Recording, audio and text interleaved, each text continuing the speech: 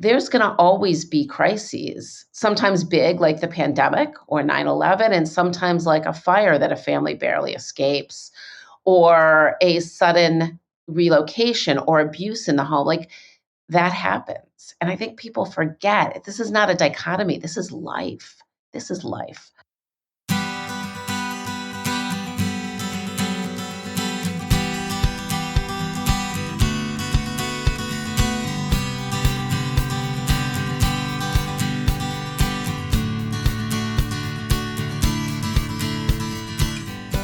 Welcome to Parent Footprint with Dr. Dan. I'm Dr. Dan.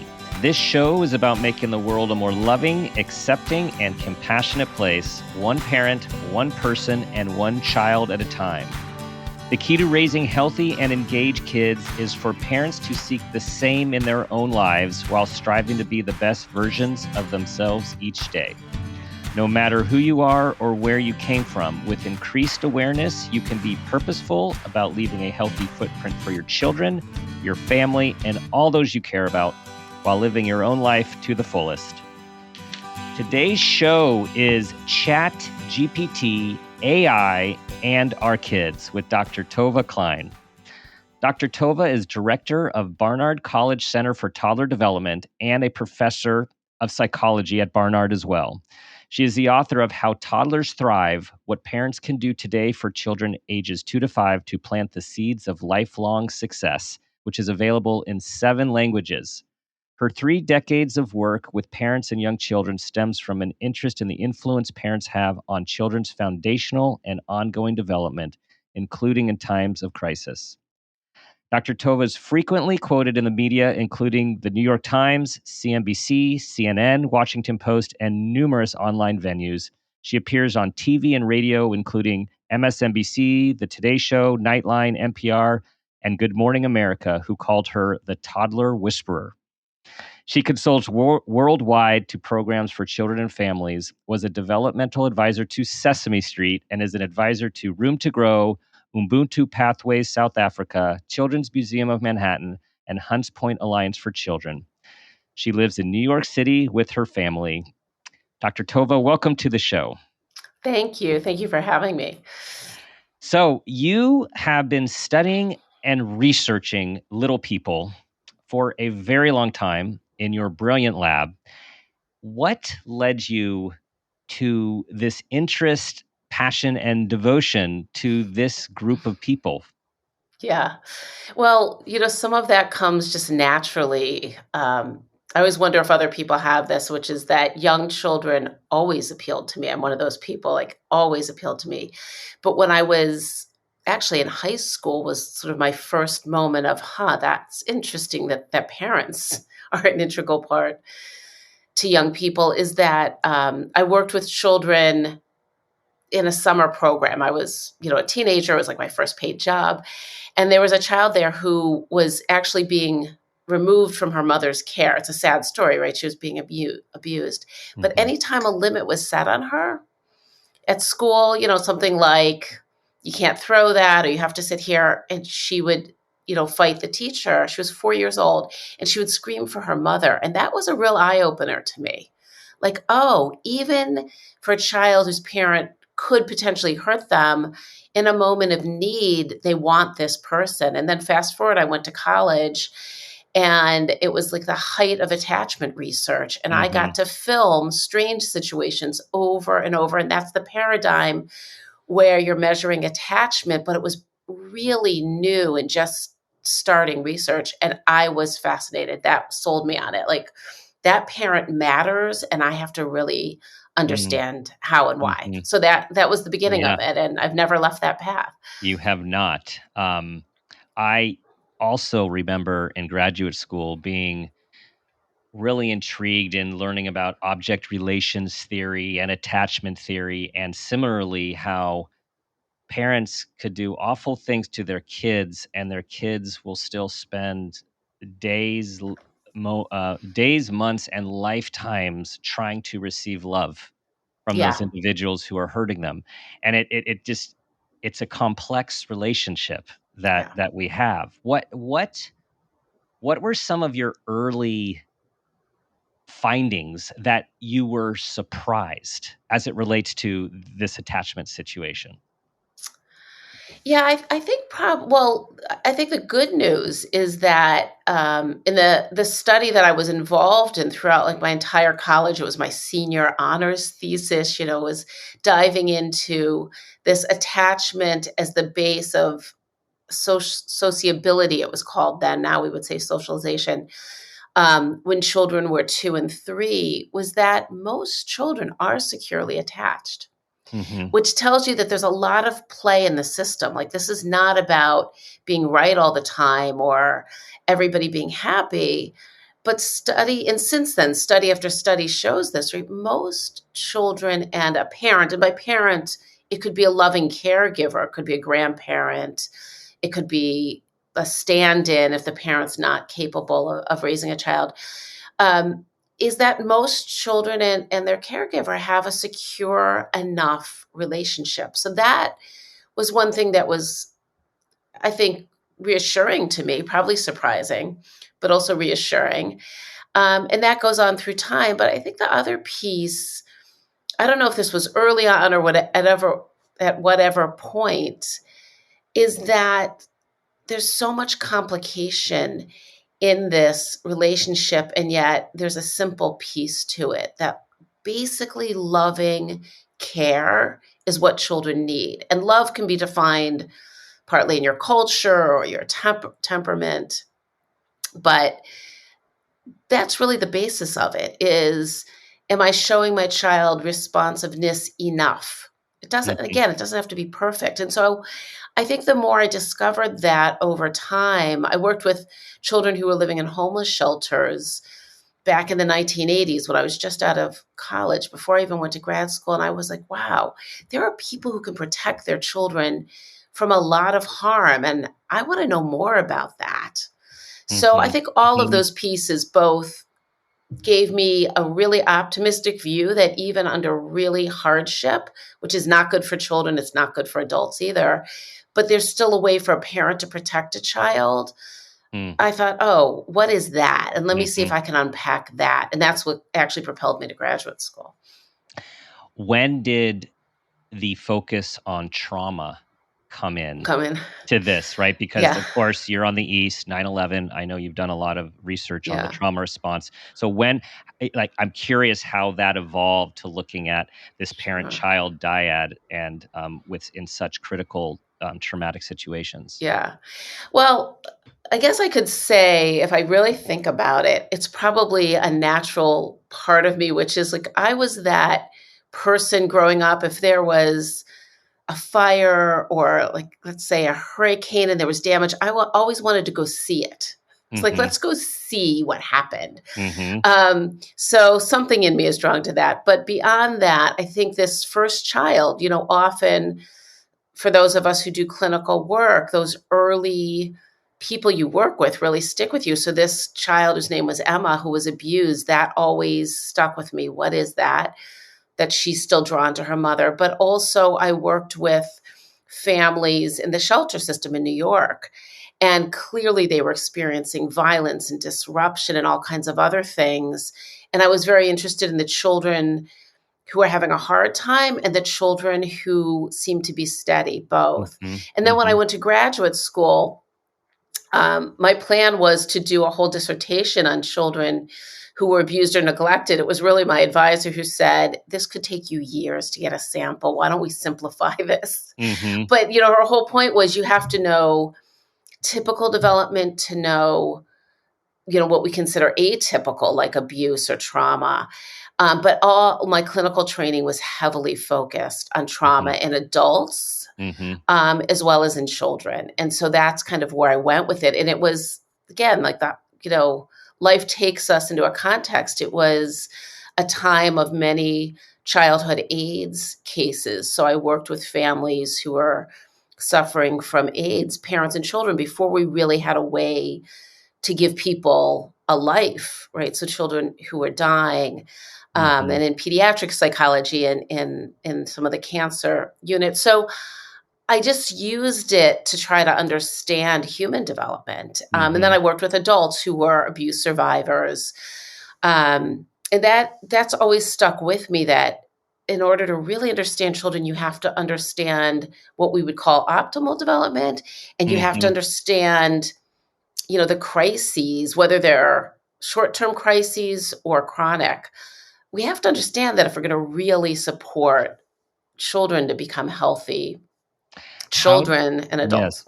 How did you How did you work on the pediatric oncology unit? I just, as an individual, as a professional, Yeah, um, having worked with lots of kids who've undergone trauma, I know the toll that can take. yeah, I have not worked with kids who are dying with cancer.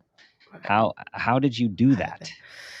So, it's interesting you asked that, because I was drawn to this idea of how do you support children who are dying. And I'm sure if you want the full answer, it goes back to my childhood, which is that my mother had a sister who died of leukemia at the age of 3, Mm, but my mother was a teenager. And so my whole life was about sort of this baby sister.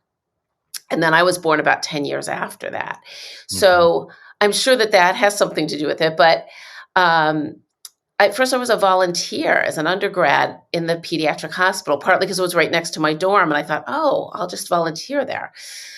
It turns out to be not just when you're dealing with sick mm, children. mhm, But again, my interest in parents and children, I think a lot of being on those pediatric teams, and you're with incredibly devoted, caring people, from the doctors to the psychologists to the nurses.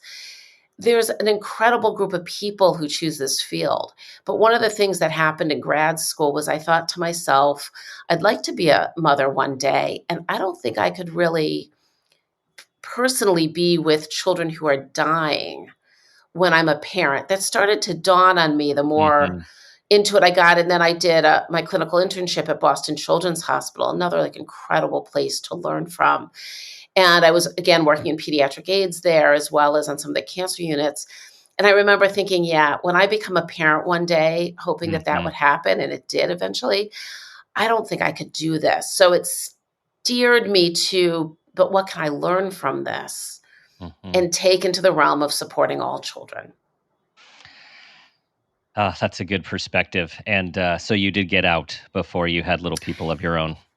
Yeah, but Yeah. when I run a program for children, and we tend to dichotomize, like, oh, there's sort of typical healthy development, and then there's atypical or abnormal, or now we call it trauma. But the two go together. I have, let's say I interact with 50 to 100 families minimally a year. There's going to always be crises, sometimes Mhm, big, like the pandemic or mhm. 9/11, and sometimes like a fire that a family barely escapes, or a sudden relocation or abuse in the home. Like, that happens. And I think Yeah. people forget this is not a dichotomy. This is No. life. This Right. is life. Right, and I think also the more we talk about big T's with trauma and little T's, which happen all the time, that integration, I think it humanizes the lived experience for everyone, right? This Yeah, idea, especially as parents these days, right? We're supposed to, we don't want our kids to suffer. We don't want our kids to struggle. We don't like it's like there's this chalice of success if your kids get through without a lot of bad stuff happening, which we all want. And yet we know those difficult life experiences are also needed to cultivate resilience in life. So, absolutely. I mean, really, our job is, as as a parent, and this is maybe the wake up call when we become parents, is not to feel like it's our job to make children happy. And I know that this sound bite goes out a lot, but if you mhm, really think about that for a minute, you kind of unpack it. I would say people know how to be happy. Even in the hardest circumstances, you can find something that hopefully will make you happy. I say that could be a lollipop. Um, but what do I do with those really hard emotions? Sadness, anger, bigger emotions, grief, But for children, anger and frustration are the biggies that they run Mhm. in. It's like almost like a wall at age 2. It's like, whoa, I've got Mhm. all these ideas, all these things I want to do, and I can't. Either I don't have the ability yet, or somebody's telling me, oh, I'm going to stop you from running in the street. And I don't like that. So there's anger and frustration is sort of the beginning of the negative emotions. And it's a wake up call for us as parents. I include myself in this when my kids were young. Oh, I have to help them handle that, which means I have to be comfortable with anger, Mhm. sadness, the Mhm. negative emotions. And so what we think is our job is actually not our job. I mean, it is our job to love and enjoy them and laugh together with them, but Right. it's really our job to say, if you want your child to be able to handle stress on their own, then we have to help them through it, Right. not somehow around it. Avoid it. And yeah, and the Yeah. pandemic showed us all we had no choice. Doesn't Right. matter where in the world you were.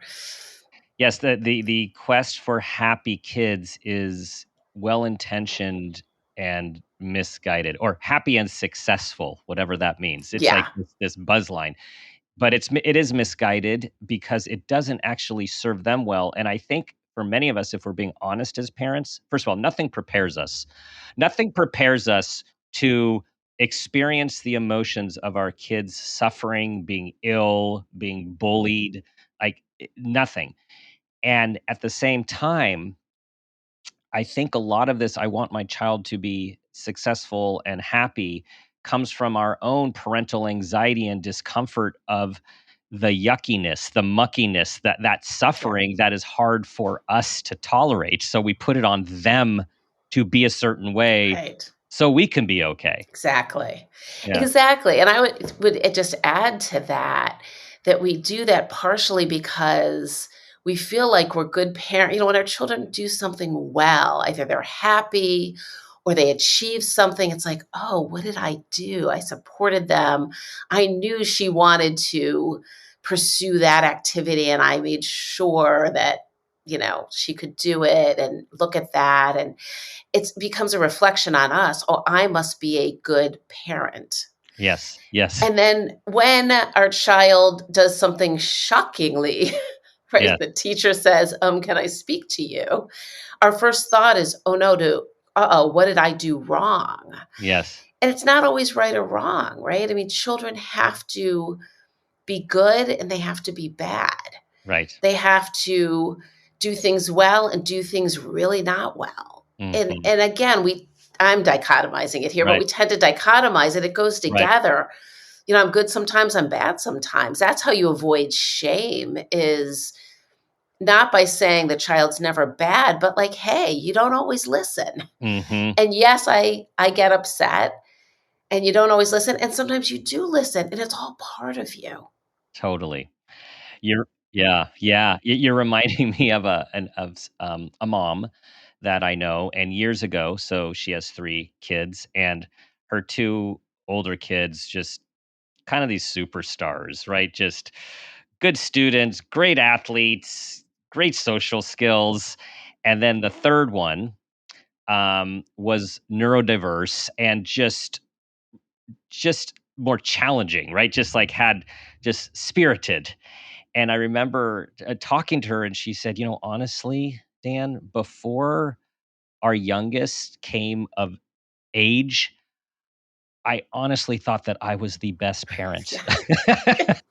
It was so humbling, Yes, right? It was yes. like It's we take humbling. credit for stuff that's I think what we do, we take credit for stuff that probably has very little to do with us, and then we take a ton of credit for also the negative stuff at times that Yeah. has really nothing to do with us, with Yeah. all that shame and guilt as parents. Absolutely, Yeah. absolutely. And if you think about it as a parent, we look at that child and they're a mirror, and that there's important mirroring going on when the child Yes. reflects you, and that because sometimes, particularly with younger children, they say something, or they have they give you this look, like to the side. You think, oh, do I do that? Or I Yes. can remember often saying to my husband, like, how did he even learn that? And he would say, do you do that?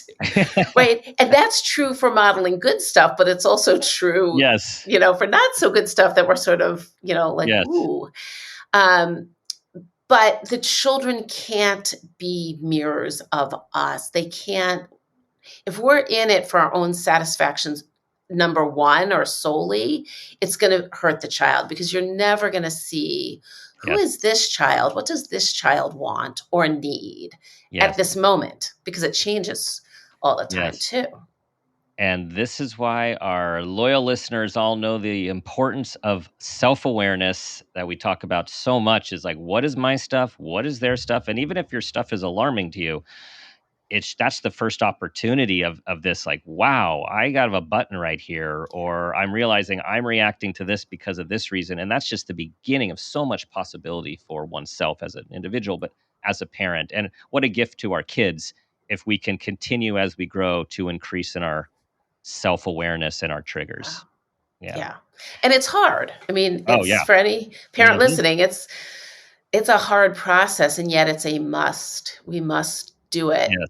to Yes. free ourselves as well, but really in the name of our children. Like, I have to Mhm. figure out why that child, when she does that, really pisses me off. You have to really Yes. figure that out. Yes.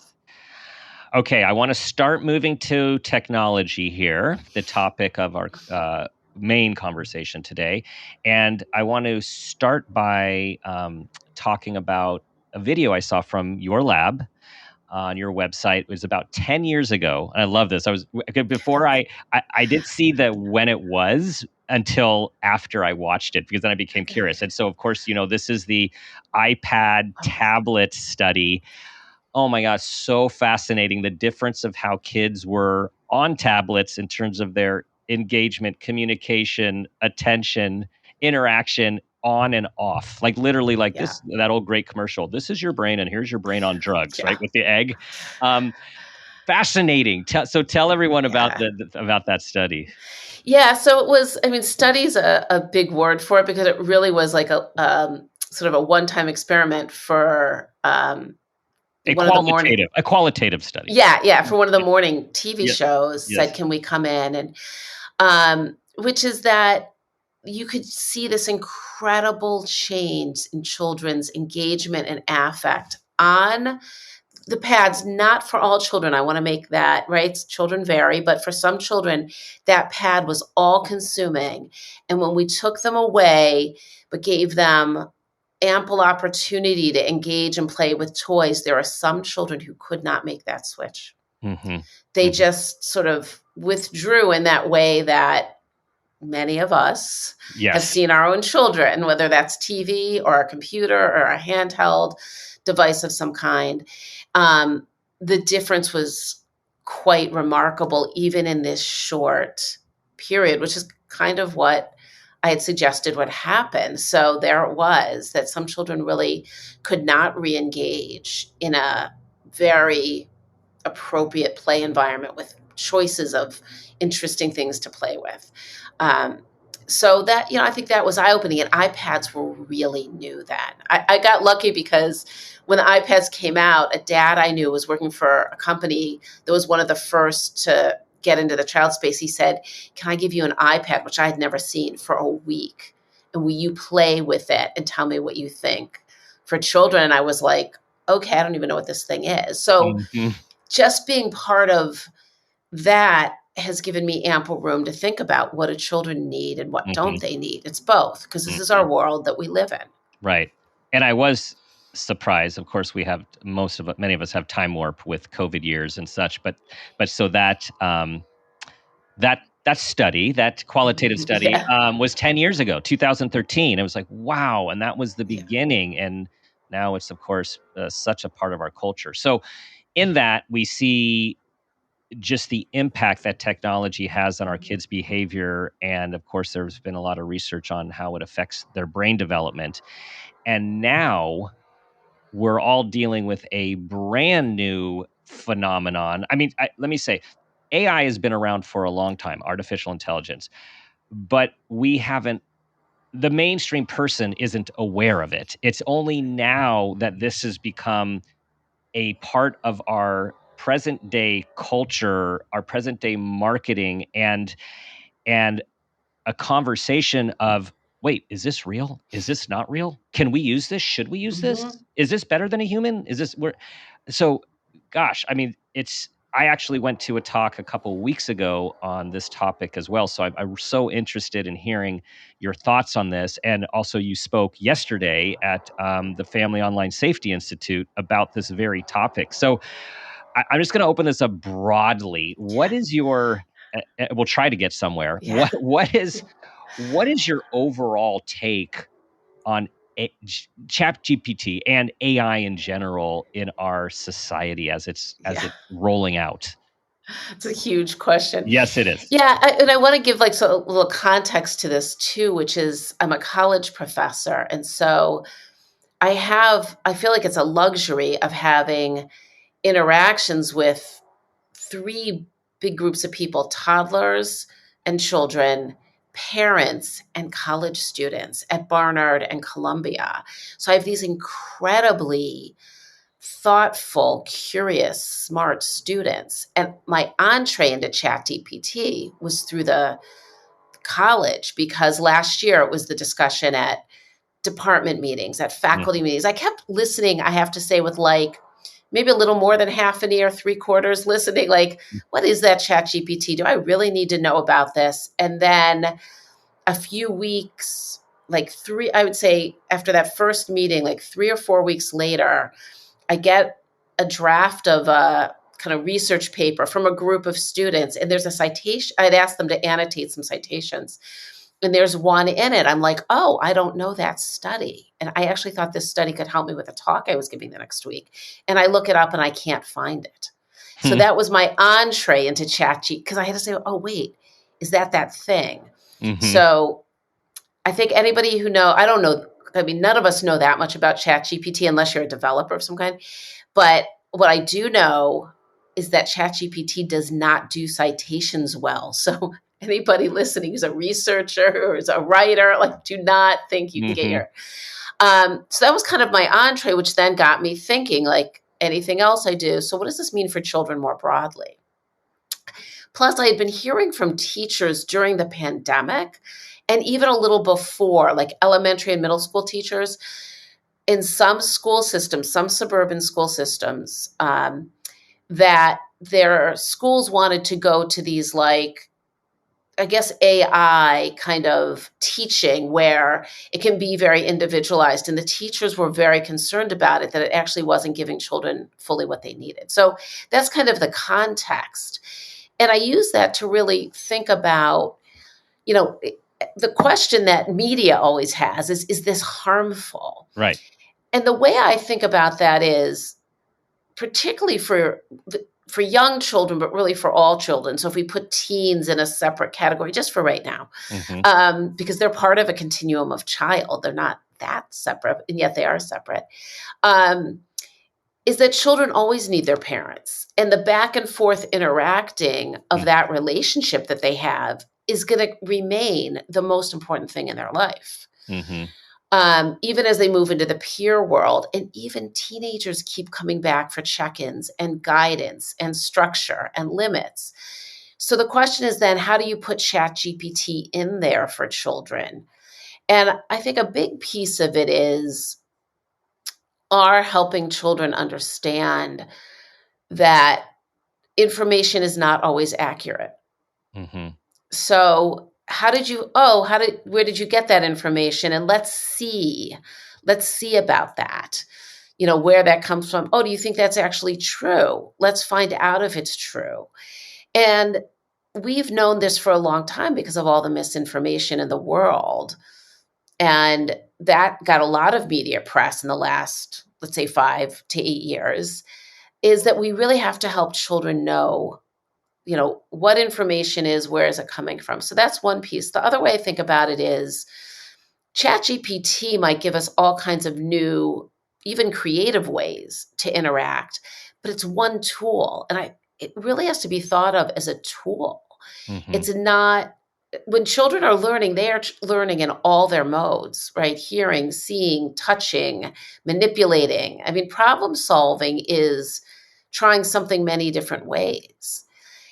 So just having an answer, even a good answer, Mm-hmm. is not real learning for children, right? The Mm-hmm. excitement of learning is, oh, I figured that math problem out. Mm-hmm. And if you're a middle school kid who worked on that math problem for days and then figured it out, you feel great. Someone gives you the answer, Right. even if you've had to do some manipulations to get there on the computer, it doesn't feel the same.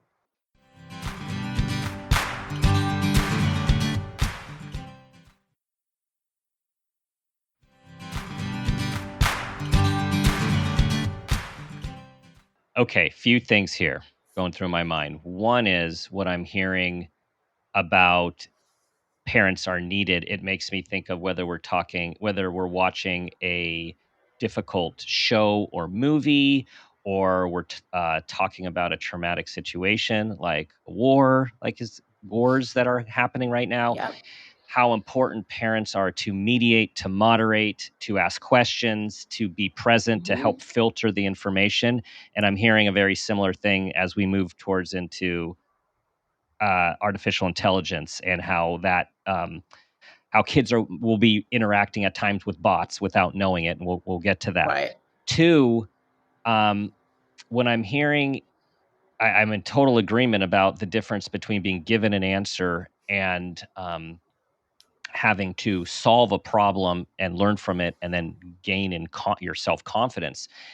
To me, the challenge is knowing my teenage clients and college student clients is there's such a push on GPAs and achievement and grades, and you know this in your Ivy League world, at the pressure.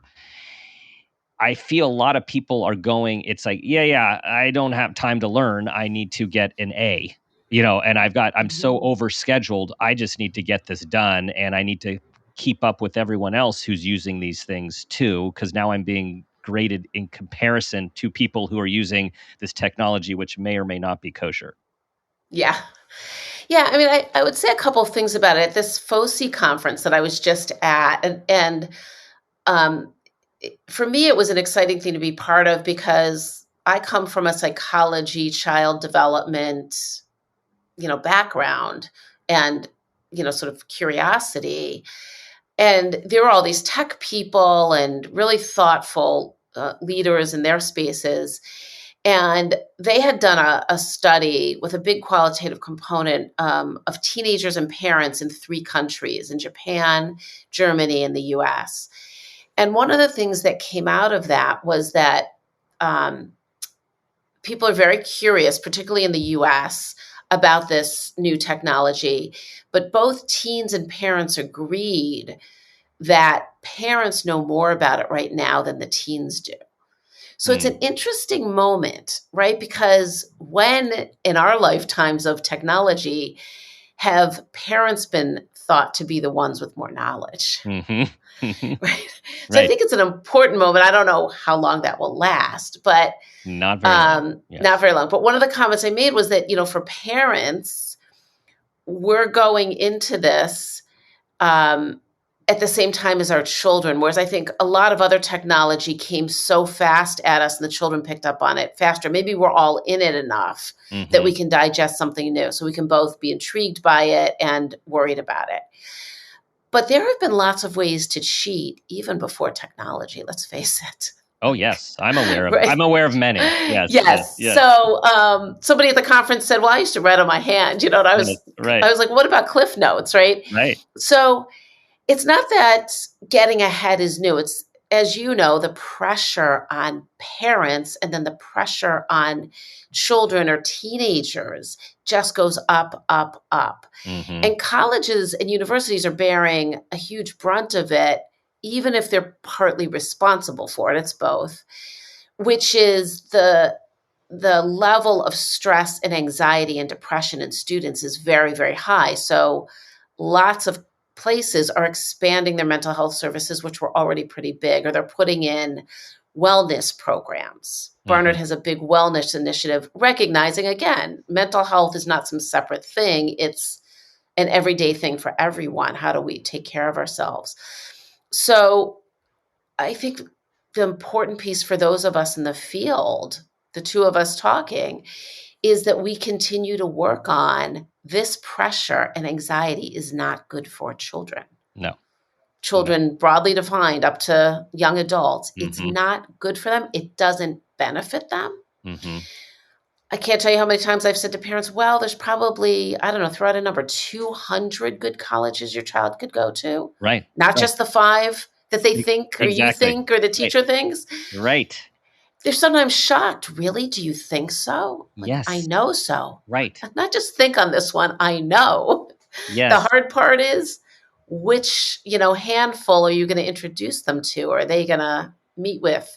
Right. Um, so I feel like not to blame the media for everything, but it's much more interesting for media to scare people Mm-hmm. because that gets our attention. I see a headline, pop up on my phone. I'm like, oh, I better read that.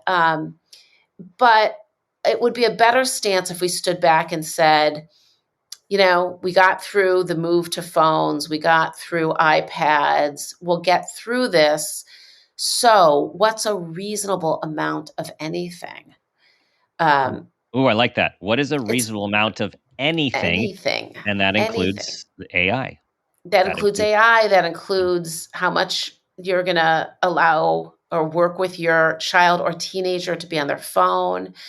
Um, and I get concerned just as much about the parents in this. Mm-hmm. Um, if, as you know, if you have a parent who goes, well, I think a little cheating just to get ahead just lets them do what all of their friends are doing. And if somebody's listening and they say, do parents really do that? Every parent has to say to themselves, what role am I playing in that to Mm-hmm. get my child ahead, as opposed to who is my child? How do I support them for who they are?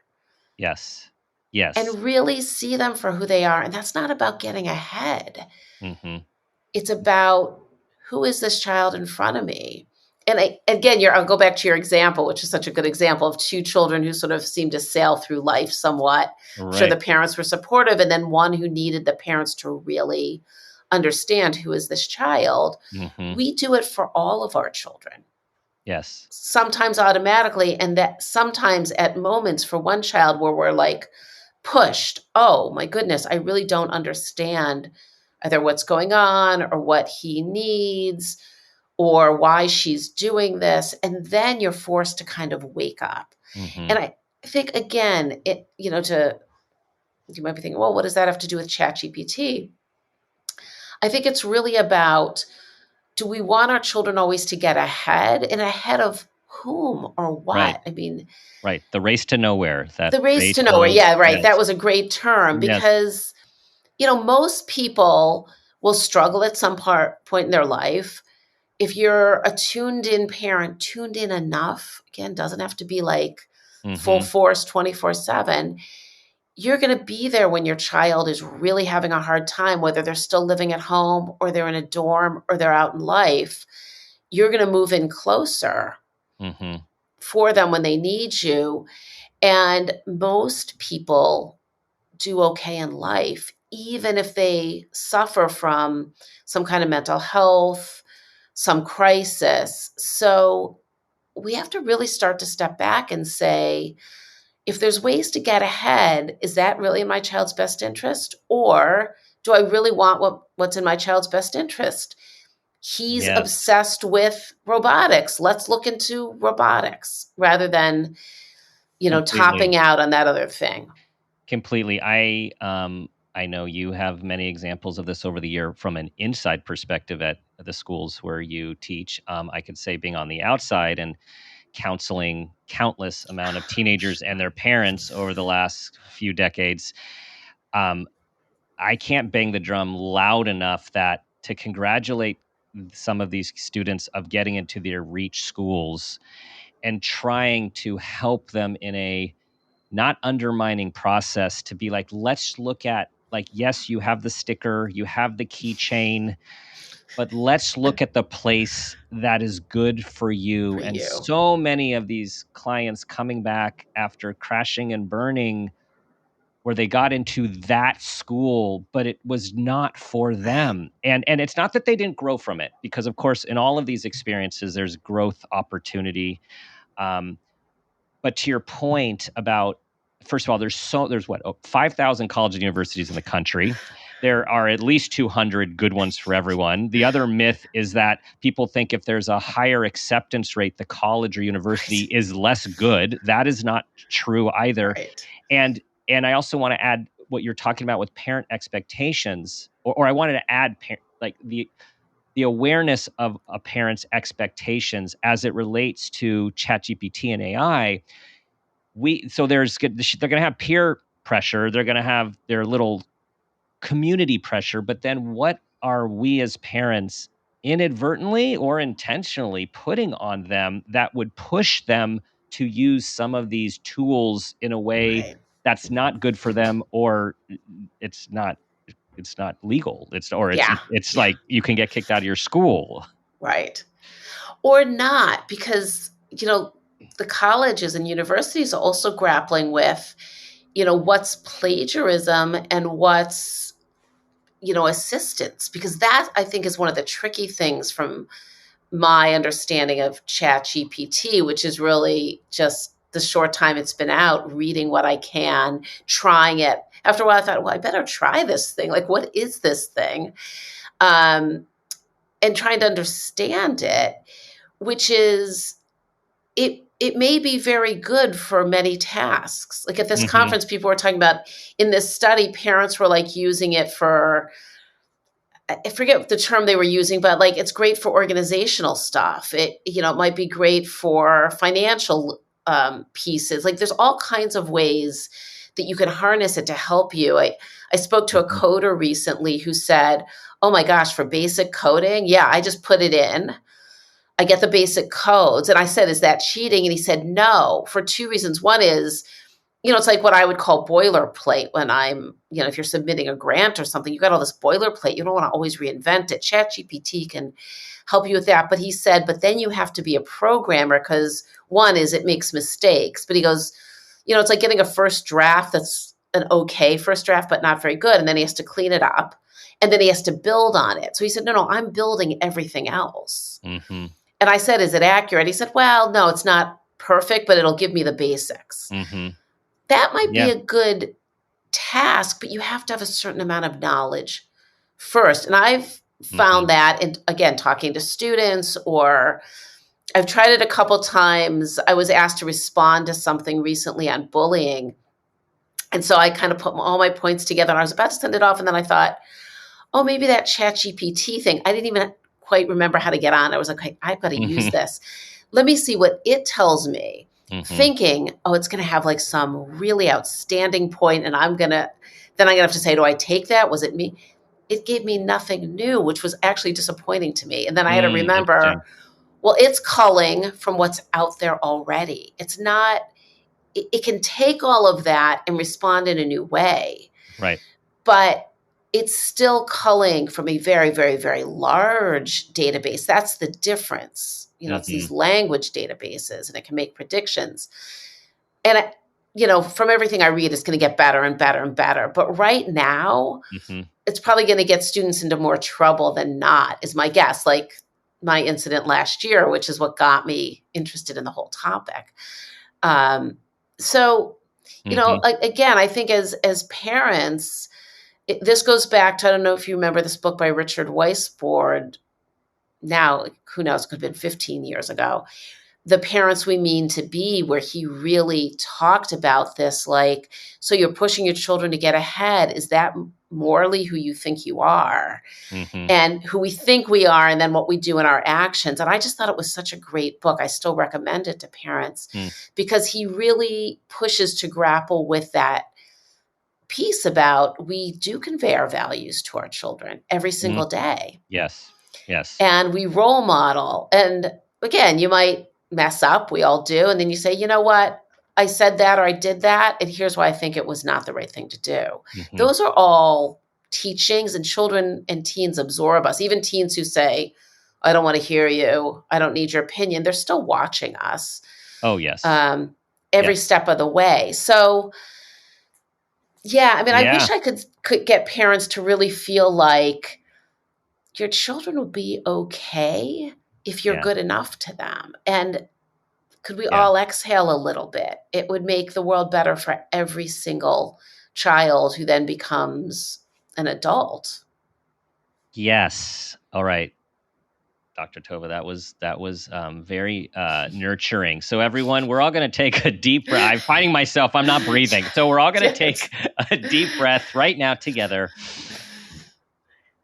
And just exhale, because I think your words are so important. They're all going to be okay if we're good enough. And what For and what good is enough. and what is good enough? Good enough is we care.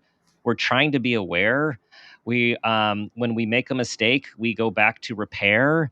We try some things. If it doesn't work, we try some different Something things. We exact. give our kids space. We let them know we're around when they need us. If they just don't want to be with, like, and of course this changes through the life Yeah. course of childhood, and that is good enough, everyone. And yes, we don't know what AI is going to do, and we don't know about global warming, and we don't know the impacts of our politics, and we don't know about how these wars are going to turn out. We have to focus right now on raising just good human beings. Yes. Yes. But I keep saying that this is about. I'm writing another book, and I say, "What's?" People are like, "What's it? What's the core of it?" I say, "It's about raising decent human beings."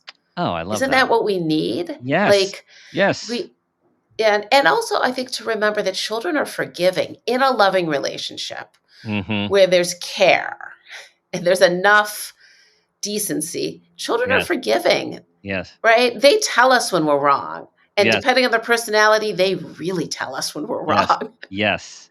And Yeah. but eventually they forgive because, they want to be with us as much as we want to be with them eventually. Mhm. It is the long haul, and this is where I think of Dr. Kenneth Ginsburg, a wonderful pediatrician, Yeah. researcher on your side of the country, um, and it just talks about our relationship with our kids as kids. If all goes as planned, is very short compared to our relationship with our Yes. kids as adults, and we need to focus on that long haul, Long. We long term want, yeah, relationship. we want them to want to return Hmm. home, Hmm. to say, hey, I'll see you then. Or say, those random texts that I get from one of my children who are young adults, right? They're like, hey, do you have a minute? And I'm like, oh, yes, of course. Of course. Yeah. Out of the blue, right? You want that. You want Yeah. them to want to be with you when they want to be with you and to know you're Hmm. there. So yeah, it's a Yeah. long time. People, I don't know where your kids are, what point of life, but people say to me, "So you're done being, you're done." I'm like, I'm not done. I mean, my youngest is in college, but I'm Hmm. still mom, and they Yes. still Oh, yeah. come home, and we still Yeah. play games, and we still enjoy each other. Like it's a funny way that society Oh, yeah. thinks of this as this finite. No, Yeah. at least not our experience. We have 19, 21, and 23 right now. Oh, I have How about almost the you? same. Yeah. Okay. Yeah. Yeah. It's not done. It just changes. Yeah, it changes. Yeah. Yeah. I used to think, "Oh, what am I gonna do when they're older?" Like, I know it's so delightful and so delicious, um, but you have to be willing to change with them and their needs. It's on Absolutely. us. It's on us. Absolutely.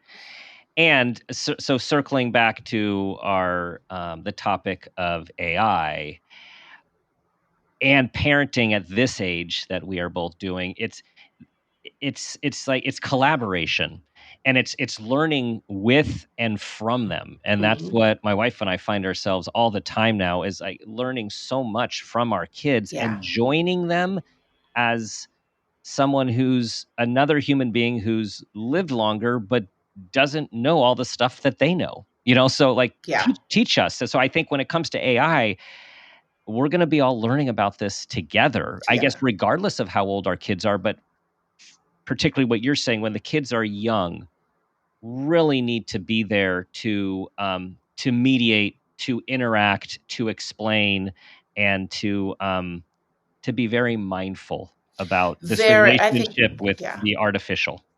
Yeah, mindful and quite intentional around, usage and rules around it. but also I would say to know it yourself. If I had young children, I certainly am interacting with parents with young children all the time. It's, you want to know what this is. Mm-hmm. I mean, I'm not a tech lover. I should give that disclaimer. If I had had my way, I would have been like, okay, no one's ever going to have a smartphone in my house. I mean, that wasn't going to ever work. And I knew that. But we were definitely late adopters for our kids. And they're kind of grateful now. Right. But at the time may not have been. But it's this idea that none of us have the luxury of kind of keeping our head in the sand. So even if you're a busy parent, you might want to look into what is this thing and what could it be good for, or at least know what it is, so that when your child's saying, hey, do you think I could use this for this purpose? You actually have an educated way to respond, or to say, let's look at this together. Or what did your teacher say about the use of it? I mean, we all had to change our syllabi at the university, right? Around this, but that's not new. It's new for ChatGPT or AI, but that's been through time. We've always had to update depending on what was available, at students' disposal. And so I think honest conversations about, well, what does it mean to learn, and what does it mean to be a thinker? But for parents to know that that relationship is what makes that human being that their child is, and is currently and will become, in the future as well. Their relationship with that child is much more important than the technology. So you have to figure out that interface. Okay, how much do I want to know so I can guide them, listen to them, and respond? Like when the teacher inevitably, for some parents, calls and goes, oh, your child's been caught. Right. We don't even know what being caught is yet, because we're not sure if this is a teaching tool, a learning tool, or a plagiarism tool, or all of the above. Right. That's what's kind of fun and funny about it. It's the beginning. Yeah. It's the beginning. Okay, we're gonna stop with the complete grayness and subjectivity of where we are at this place and time, and I think that's a good way to look at it. Whereas we don't have to have all the answers, and I think as parents, we sometimes think we have to have all the answers, and no, we're growing people who are trying to adapt to an ever-changing world as well. And let's get educated and let's be curious. Yeah. Okay, so it's time for the parent footprint moment question. Here we go. Tell us about a time that you became aware of yourself as an individual, as a parent, or even an awareness of your own parents, and that new awareness had a positive impact on your life, your kids, and or those you love. This is such a big question. So I was like, oh, how do I think about that question? What I'm going to say is in the more recent years, that during the pandemic, my parents, who were already aging, got sick, or continued in sickness, shall we say. And the pandemic complicated that. They lived in a different city. And so I had a lot of back and forth in being with them. And one of the real discoveries for me was how natural it was for me to be a caregiver. Because when your parents age, slowly over time, the adult child takes on caregiving roles. And like something you said earlier, you can't really be prepared for so many things. I'm not sure anything prepares us for that. So as I became more of a caregiver, I was actually, I guess, pleasantly surprised by how easy that was for me. Hard because they were sick, hard because I was losing them, but that it was such a natural drive for me to go and to be there and want to be there and want to have some of those conversations I knew I wasn't going to be able to have in time. And what did that do for my children? I think it was an incredible role model, because I was gone. I was back and forth. And one of my children said to me at some point, "Don't worry, Mom, I got you." And I said, "Now?" And he said, "Yeah." And even later, I said, "Oh, you're thinking of me?" And I was like, "I'm not going to be that old for a long time." And he was like, "But I'll do this for you." And I Mm. thought, wow, like they Yeah. are really seeing this is what we do when we love each other, even in complicated relationships with Mhm. parents. Mhm. Um, I felt like it was an awareness for me and something I could give to them. That's awesome. That's awesome. The secondary, I mean, the primary, um, pull, of course, to take care of your parents, and then the secondary and powerful gain that you didn't Yeah. even probably consider when you were No, doing this. never. Yeah. Yes, yes. Once again, everyone, our kids are always watching. They're always listening, and the good old "do as I say, not as I do." Oh, we wish Yeah. that actually was true, but that's not how it works, right? So, the Yeah. good news is you don't always have to come up with the most brilliant pieces of wisdom. Just living your day-to-day life is instructive, and it has been Yeah. for their lives, and it will continue to no matter how old we all get together. Yes, Yeah, exactly. yeah. So, Tova, thank you so much for joining me today. Tell everyone, so you have your previous book, you have a new book that's going to be coming out at some point.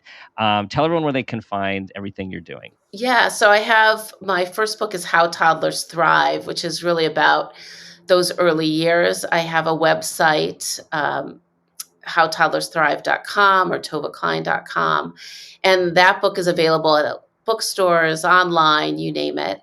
And I am working on a new book that goes across ages and covers a lot of what we talked about today in terms of parents and children in this uncertain world. And that will be out in September 2024. All right. So, I'm penciling you in. Can we have another conversation when your next book comes out? I would I'm love to, because it's going to be about resilience as sort of the beautiful. big thing of raising decent human beings. Awesome. I cannot wait Yeah. to read it and talk again. Thank you. Thank you. Thank you. Thanks for listening, everyone. Please share this episode with everyone you think and know will benefit. Thank you for being a part of our community. We appreciate your 5-star reviews. They mean a lot to us. Do your best to be that person you want your child to become, and ask yourself the guiding question I ask myself a lot. What footprint do you want to leave?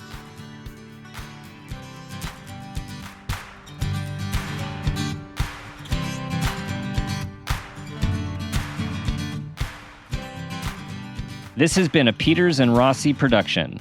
Parent Footprint with Dr. Dan is produced by Laura Rossi. Our engineer is Phil Rossi. Theme music is Strummer Man, composed and performed by Pro Tunes. Artwork is by Garrett Ross.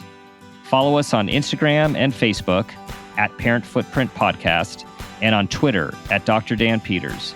For more information, go to exactlyrightmedia.com.